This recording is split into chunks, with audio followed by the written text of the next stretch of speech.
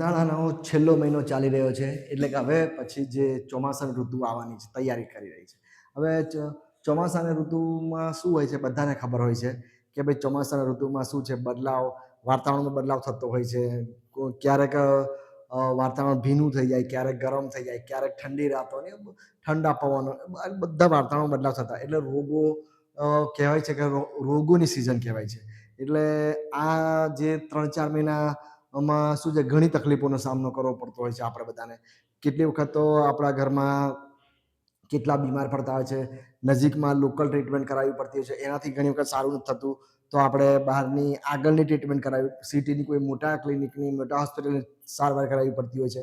ઘણી વખત શું છે કે એડમિટ થવું પડતું હોય છે. ઘણી વખત શું છે કે સારવાર કરો, ટ્રીટમેન્ટ કરો છતાં બી મોત થતા હોય છે. નોર્મલ જે શરદી ખાંસીને આપણે વાયરસ ને કહીએ છીએ ને ડેન્ગ્યુ છે, ગમે તે કોની સિઝન આવે ચોમાસામાં નક્કી હોતું નથી, પણ કોઈ રોગોના વાવડ આવે તો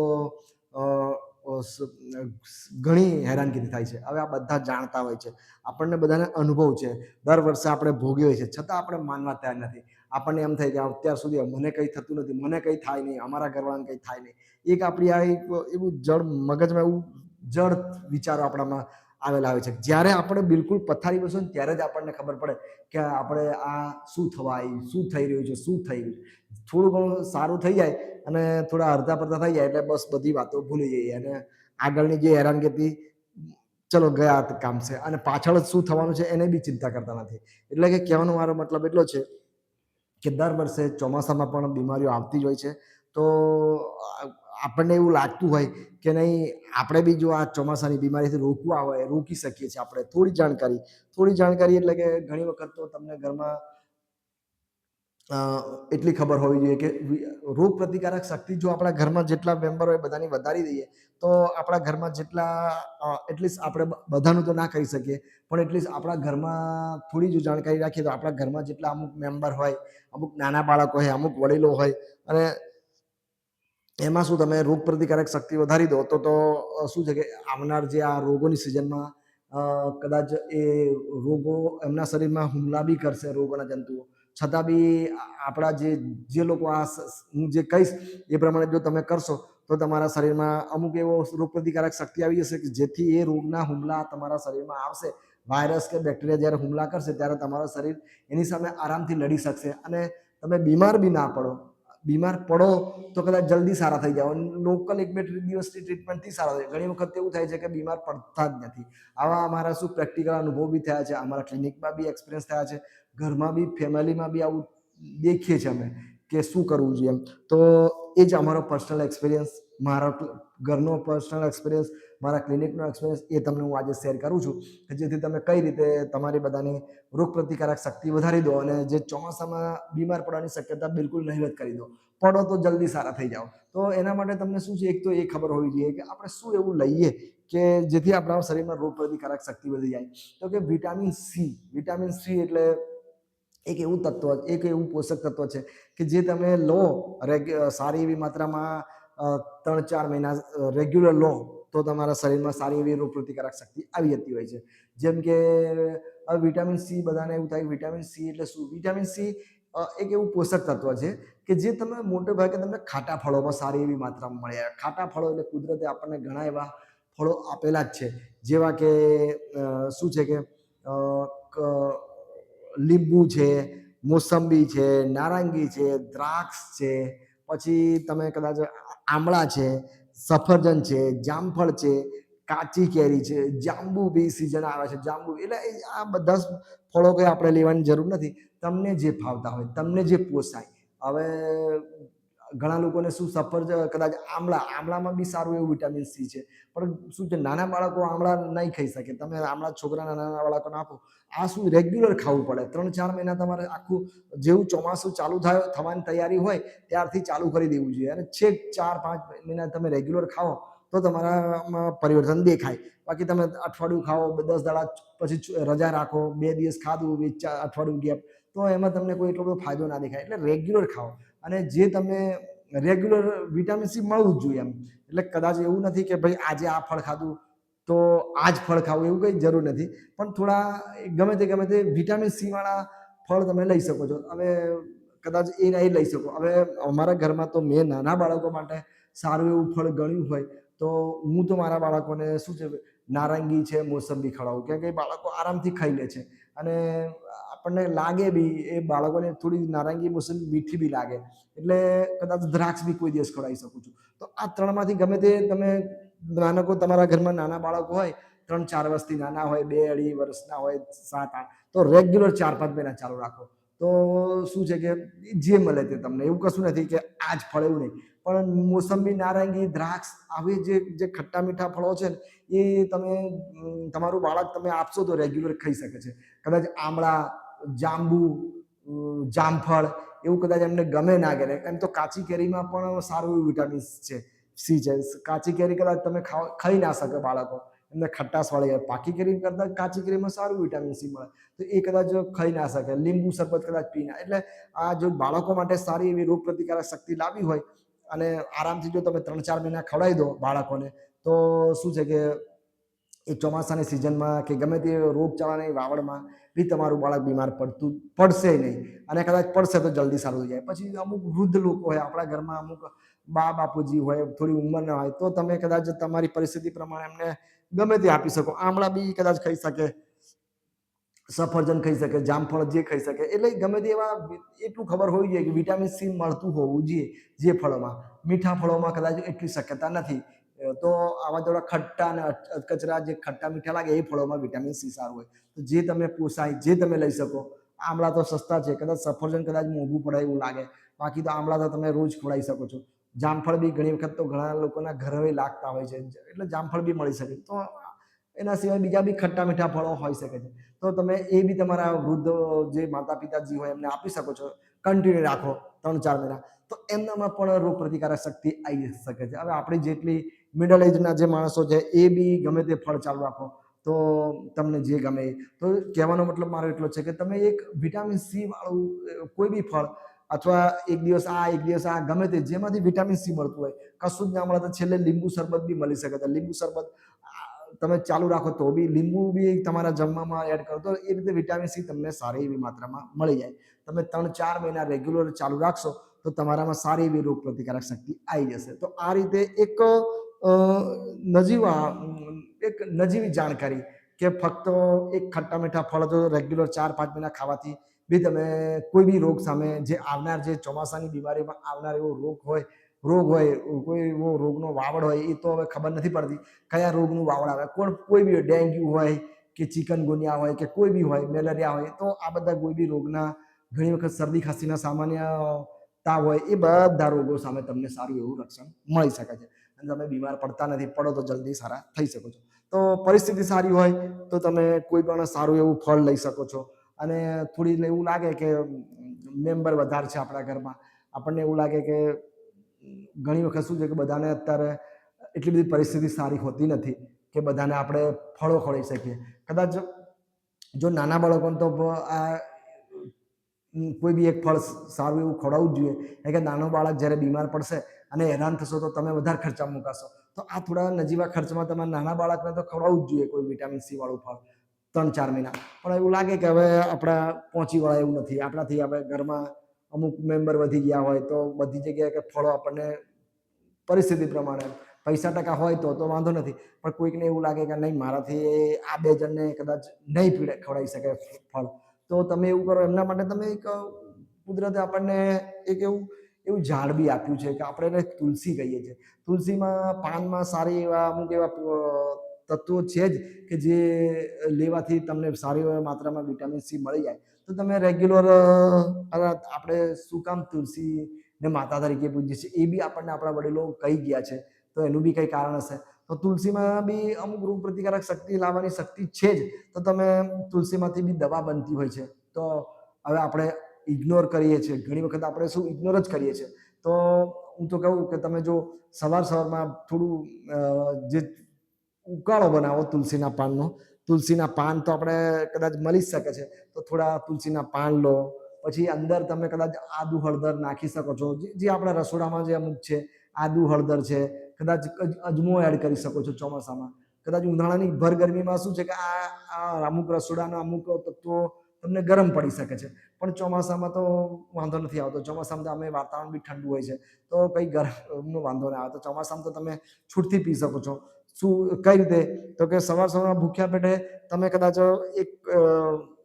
એક તપેલીમાં થોડું 1 ગ્લાસ પાણી લો, અંદર થોડા તુલસીના પત્તા નાખો, થોડું આદુ નાખો, થોડું હળદર નાખો, થોડી જે તમને મળી શકે, અજમો નાખો, અડધી ચમચી લો. જો વધારે બનાવવું, વધારે 2-3 વ્યક્તિનું બનાવવું હોય તો 1 ચમચી થોડી તો તમે તમારે સેટ કરી શકો છો. પણ એ ઉકાળો બનાવીને તમે રોજ રેગ્યુલર જો પીવાનું ચાલુ કરો 3-4 મહિના, તો પણ તમારામાં સારી એવી રોગ પ્રતિકારક શક્તિ આવતી જ હોય છે. તો ફરી કહું, જો પરિસ્થિતિ સારી ના હોય તો. બાકી જે ફ્રૂટ્સમાં જે ફાયદો થાય છે ને, એ તો આમ જગ જાહેર છે કે ખુદના બી મારા અનુભવ છે, મારા પેશન્ટમાં બી અનુભવ છે, મારા ઘરમાં બી અનુભવ છે કે તમે જો રેગ્યુલર ફ્રૂટ્સ લો, જે ફળો લો ખટ્ટા મીઠા, તો તમે બીમાર ભાગ્યે જ પડતાય નથી, ને પડો તો જલ્દી સારા થઈ. પણ કદાચ એવું લાગે કે નહીં, બધાને આપણે આપણા ઘરના બધા મેમ્બરને માટે આપણે ફળ ખરીદી શક્યા નથી, આપણી એવી પરિસ્થિતિ નથી, કેમ કે આપણું બીજું આપણે બી શું કમાઈએ કેવું છે એ બી જોવું પડે ને.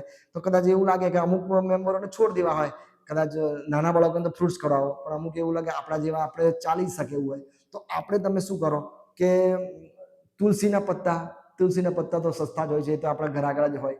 આજુબાજુ તમે તુલસી રોપી હોય, ના રોપી હોય તો આજે જ જઈને રોપી દો, કે તુલસી તો આમ પણ ચોમાસા માટે તો તુલસીના પત્તા પીવા જ જોઈએ. તો એ તુલસીના પત્તા નાખો અંદર. તમે આપણા જે રસોડામાં બી અમુક એવી પ્રોપર્ટી રહેલી જ હોય છે કે જેને તમે શું કહો છો, આદુ કહી શકો છો, હળદર કહી શકો છો, પછી અજમો કહી શકો છો. એમાં જેટલું તમે તમારા જેટલા માપ છે, જેટલી વ્યક્તિઓ માટે માપ છે, એ પ્રમાણે તમે એક ઉકાળો બનાવી શકો છો. ને દિવસમાં 1 વખત કન્ટિન્યુ કરો 3-4 મહિના, તો તમારામાં પણ રોગ પ્રતિકારક શક્તિ આવી શકે છે. તો આ રીતે રોગ પ્રતિકારક શક્તિ લાવવાના આ 2 સિમ્પલ ઉપાયો મેં તમને કીધા, કે જો આ તમે રેગ્યુલર તમે ચાલુ રાખો અમુક 3-4 મહિના, તો તમે ડેફિનેટલી તમારા બીમાર પડવાની તમારી શક્યતા બહુ ઓછી થઈ જાય છે. હવે ત્રીજો એક નિયમ એવો છે કે બીજી બી એક તમારામાં તાકાત હોય તો તમે ઉપવાસ બી કરી શકો છો. અઠવાડિયામાં 2 કે 3 ઉપવાસ કરી શકો છો. હવે ઉપવાસમાં બી રોગ પ્રતિકારક શક્તિ હોય છે, વધતી હોય છે. હવે જે લોકો એવું લાગે કે ઉપવાસ હું કરી શકું છું, તો ઉપવાસ કરવાથી ઉપવાસમાં કેવું હોય છે કે તમે સાંજે એક ટાઈમ જમી લો, સાંજ પડતા પહેલા જમી લેવું જોઈએ. ફાયદા વધારે જોઈતા હોય તો રાત્રે ના લેવું, જેટલું બને એટલું સૂરજ ડૂબતા પહેલા જમી લો, અને રાત્રે કંઈ ના લો. અને સવારમાં શું છે કે જેટલું બને એટલું પાણીથી ચાલાવો. એવું નથી હોતું કે વારે ઘડીએ કંઈ ને કંઈ ખાઈશો. ઘણા લોકોને કેવું ઉપવાસ કરતા હોય છે, ઉપવાસનો અર્થ શું કે પેટને ખાલી રાખવું. જેટલું પણ એટલું તમે પેટ ખાલી રાખશો, જેટલા વધારે ખાલી રાખશો એટલો તમને ફાયદો થવાનો છે. પછી એવું નથી થોડી વાર રહીને ઉપવાસ આજે કર્યો, થોડી વાર રહીને આ ફરાળ ખાધી, થોડી વાર રહીને આ ફળ ખાધું, થોડી વાર રહીને આ પીધું. એટલે કહેવાનો મતલબ છે કે તમે પાણી એટલું ઉપવાસમાં પી શકો છો. પ્રવાહીના જો ઉપવાસ કરશો, એટલે એક ટાઈમ જમો અને બાકીનો બધો ટાઈમ ફક્ત પાણી વધારે પીવો, તો તમને ડેફિનેટલી કંઈ ને કંઈ તમારામાં રોગ પ્રતિકારક શક્તિ વધતી હોય છે. પણ જે રીતે આપણા લોકો ઉપવાસ કરે છે, એ આપણે કઈ રીતે ઉપવાસ કરતા હોય છે. શ્રાવણ આપણા માટે ભગવાને આપણને અને આપણા વડીલો શું કામ બનાવ્યો છે? શ્રાવણ એટલે ઉપવાસ કરવાનો. પણ ઉપવાસ આપણે કઈ રીતે કરતા હોય છે કે ઉપવાસ કરીએ છીએ, એક ટાઈમ જમીએ છીએ, આખો બાકીના ટાઈમમાં થોડી વાર એને ફરાળ ખાશો, થોડી વાર બટાકાની ભાજી બનાવીશું, થોડી વાર એને કીડા ખાશો, થોડી વાર, એટલે તો એટલો બધો કોઈ ફાયદો ના થાય. તો ઉપવાસ કરવાની એક નિયમ છે, ઉપવાસ કરવાનો રીત છે કે ઉપવાસ એટલે પેટને ખાલી રાખતા શીખો. એક ટાઈમ જમો, બાકીનો બધો ટાઈમ જેટલો બને એટલો વધારે ખાલી રાખો, પેટને ખાલી રાખો, તો જ એનો ફાયદો થાય ને. પછી તમે ખાલી રાખો છો અને કંઈ ને કંઈ ખાખા કરો તો કોઈ ફાયદા થવાના નથી. તો ઉપવાસ કરવાથી બી સારી એવી રોગ પ્રતિકારક શક્તિ વધતી જ હોય છે. તો તમે અઠવાડિયામાં 1-2 ઉપવાસ કરો, કાં તો પછી આખો મહિનો બી ઉપવાસ કરો. જો આપણે શ્રાવણમાં બી ઉપવાસ કરી શકો છો, આખો શ્રાવણ ઉપવાસ કરો તો બી રોગ પ્રતિકારક શક્તિ વધે તમારી. પણ એને નિયમથી કરવા પડે. પછી તમે વારે ઘડીએ કંઈ ને કંઈ ખાઓ તો કોઈ ફાયદા થાય નહીં. પછી બીજું છે કે ધ્યાન એટલે કે મગજ શાંત રાખવું. મગજ શાંત રાખવું એના માટે તો તમને બધા જ આપણા ધર્મગુરુઓ કેટલું બધું કહી ગયા છે કે ભાઈ મગજને શાંત રાખો, મગજ શાંત રાખો, મગજને એક જગ્યાએ લાવો. મગજ આપણા મનમાં જો કંઈ ને કંઈ વિચારો ફરતા હશે, મગજમાં ટેન્શન હશે, આપણી જે આર્થિક જવાબદારીઓ હોય, આપણું ટેન્શન હોય, આપણા ઘરમાં અમુક આપણા બોજા હોય, આપણું અમુક દેવું હોય, એના લીધે શું છે કે આપણે મગજને એક શાંત રાખી શકતા નથી આપણે. તો એના માટે આપણે એક નિયમ છે કે તમે શું કરો કે તમે જેથી તમે એક જગ્યાએ મગજને થોડી વાર તો શાંતિ રાખી શકો. તો દિવસમાં 2 ટાઈમ તમે ધ્યાન ધરો. ધ્યાન એટલે શું છે કે આપણા જે ભગવાનના ફોટા હોય એની સામે તમે બેસી જાઓ અને એ ભગવાનના ફોટાને શાંતિથી જોયા કરો અને પછી આંખોથી જુઓ, બંધ આંખોથી જુઓ. કેમ કે ધ્યાન એક જગ્યાએ મગજને વાળું કે એટલું બધું સહેલું નથી. એના માટે તમારે કંઈક તો વિચારવું પડશે ને. તો આપણે ભગવાનના ફોટા સામે જુઓ, ભગવાનને વાળો, ભગવાન તરફ વાળો, તો આપણું જે બધો જે સંસારની બધી ચિંતાઓ છે બધી છોડી દો એટલો ટાઈમ. 10-15 મિનિટ સવારે, 10-15 મિનિટ ને સાંજે 10-15 મિનિટ ફક્ત ને ફક્ત ભગવાન. બધી જે તમારે શું દેવું છે ને તમારે શું ટેન્શન છે એટલે એ બધું છોડી દો.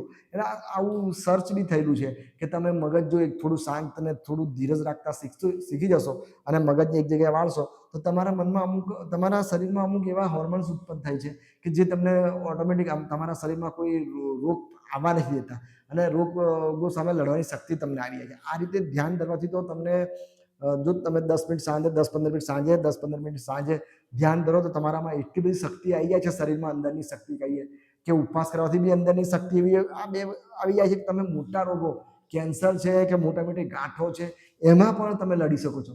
તો પછી આ શરદી ખાંસી તાવ તો બહુ નોર્મલ નોર્મલ વસ્તુ કહેવાય. તો એટલે કહેવાનો મતલબ છે કે ધ્યાન, તો ધ્યાન ધરવાથી બી તમારામાં રોગ પ્રતિકારક શક્તિ આવે છે. કેમ કે આપણા મગજમાં આપણે બધી કેટલી જવાબદારીઓ, કેટલા ટેન્શન, ઊંઘ બી આવતી નથી. તો એના માટે તમે સવારથી 15 મિનિટ સવારે ધ્યાન ધરો, સાંજે ધ્યાન ધરો. ધ્યાન ધરવા માટે જો કદાચ તમારું એ ભગવાનમાં ધ્યાન ના લાગતું હોય તો પછી તમે કદાચ આરતી કરો, દીવાબત્તી કરો, ભજન સાંભળો, સંગીત સાંભળો, તો એમાં બી તમારું ધ્યાન તમે કરી શકો છો.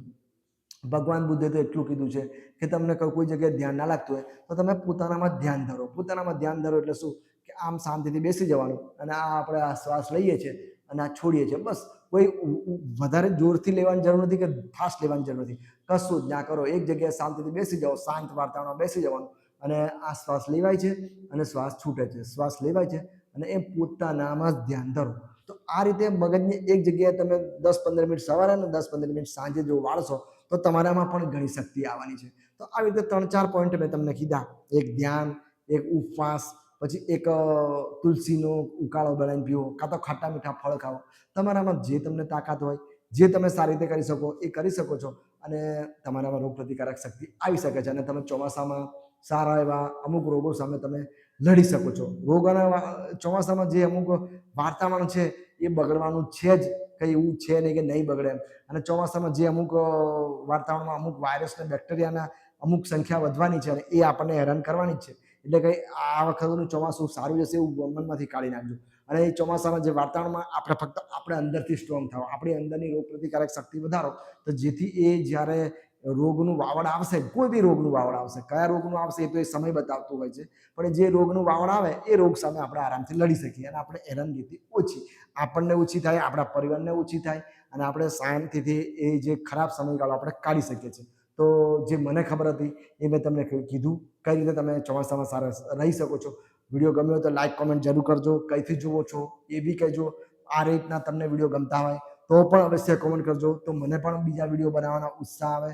સારું, ચલો મળીએ ત્યારે નેક્સ્ટ વિડીયોમાં.